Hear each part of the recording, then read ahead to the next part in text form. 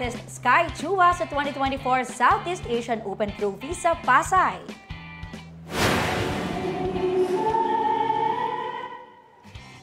Ipinakita riyan ni Sky ang kanyang galing sa figure skating sa senior division. Sinalihan niya ng ilan pang kalahok mula sa Pilipinas maging ng ibang bansa. Proud si Sky na i-represent ang Pilipinas sa nasabing tournament. Good job, Sky!